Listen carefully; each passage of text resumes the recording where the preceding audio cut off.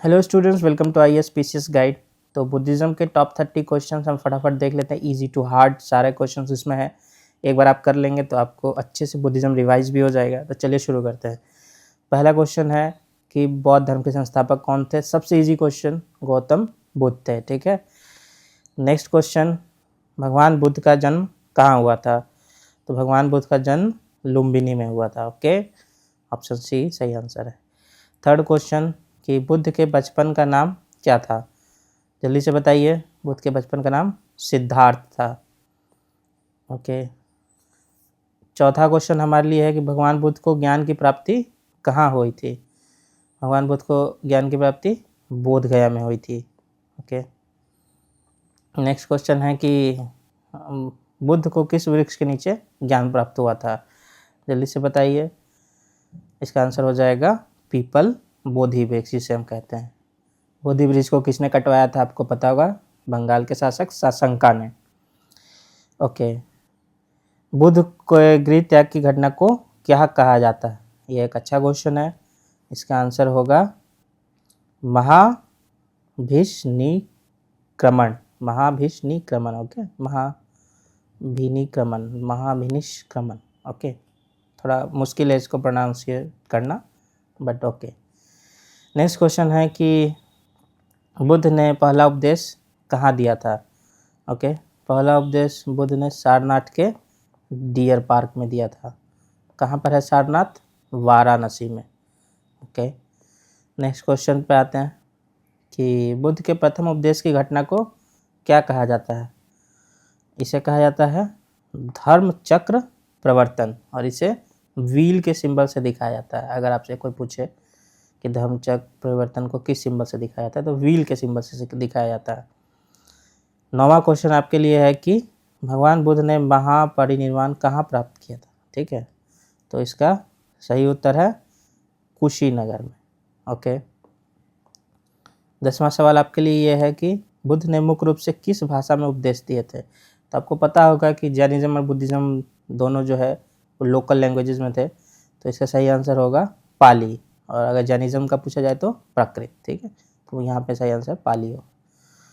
Next question है कि बौद्ध धर्म के पवित्र ग्रंथों को सामूहिक रूप से किस नाम से जाना जाता है। अगेन इजी क्वेश्चन है, त्रिपिटक। ठीक है। 12वां सवाल आपके लिए कि त्रिपिटक में ये इनमें से कौन जो है उसका पार्ट नहीं है। तो आप आराम से इसको हटा सकते हैं, एलिमिनेट कर सकते हैं। सुत्त पिटक है, विनय पिटक भी है, और अभिधम पिटक भी है। तो जो नहीं है वो है अगमास। ओके, सही आंसर होगा डी, अगमास। नेक्स्ट क्वेश्चन है कि फर्स्ट बुद्ध काउंसिल कहाँ हुआ था। Okay, first Buddha council Rajgir में हुआ था, इसे राजगृह भी बोलते हैं। 14वां क्वेश्चन है कि चतुर्थ बुद्ध संगति किसके शासनकाल में आयोजित की गई थी। तो लास्ट जो बुद्ध काउंसिल था वो कनिष्क के द्वारा ऑर्गेनाइज कराया गया था। ठीक है। 15वां क्वेश्चन है कि किस संगति के दौरान बुद्ध धर्म महायान और हीनयान में विभाजित हो गया था। तो जल्दी से बताइए। इसका आंसर होगा डी, फोर्थ काउंसिल के समय हीनयान और महायान के रूप में डिवाइड हो गया था। ओके। निम्नलिखित में कौन गौतम बुद्ध के प्रारंभिक गुरु थे। बहुत ही अच्छा क्वेश्चन है, आपको पता होना चाहिए। इसका आंसर है अलारा कलामा। ठीक है, या अलारा कलाम जो भी बोलते हैं इसको। 17वां क्वेश्चन है कि बुद्ध शब्द का अर्थ क्या है। इसका मीनिंग होता है जो प्रबुद्ध हो, यानी कि इनलाइटेंड वन। ठीक है। 18वां सवाल है 4 आर्य सत्य यानी कि 4 नोबल ट्रूथ जो है उसकी अवधारणा किस धर्म से संबंधित है। ऑफ कोर्स 4 नोबल ट्रूथ जो है वो बुद्धिज्म के रिलीजन से रिलेटेड है। 19वां क्वेश्चन आपके लिए है कि बौद्ध धर्म का अंतिम लक्ष्य क्या है। बौद्ध धर्म का अंतिम लक्ष्य निर्वाण प्राप्ति है। ओके। 20वां क्वेश्चन है कि बुद्ध के पूर्व जन्मों से संबंधित कथाओं को क्या कहा जाता है। अगेन बहुत ही अच्छा सवाल है, जातक कथाएं।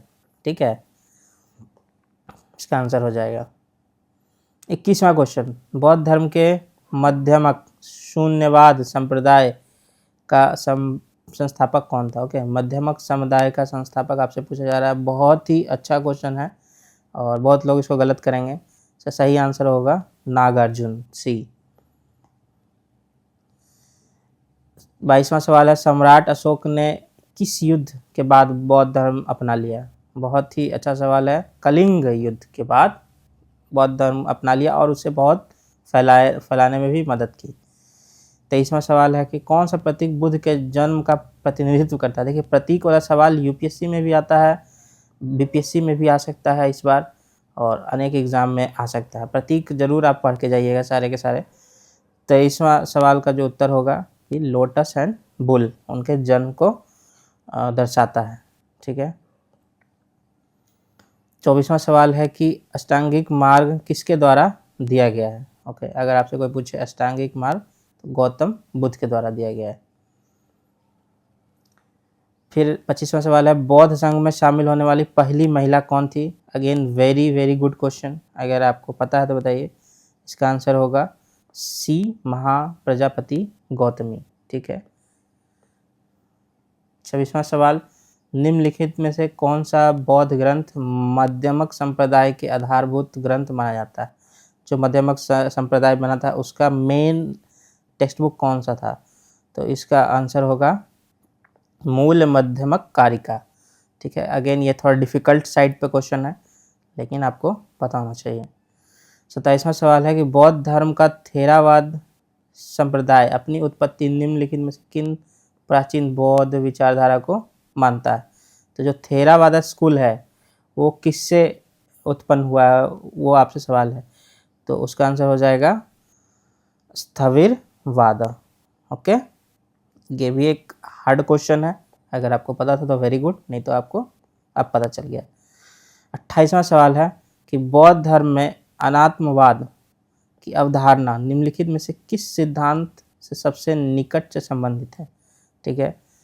तो इसका उत्तर हो जाएगा ऑप्शन बी, प्रतिस्मपदा।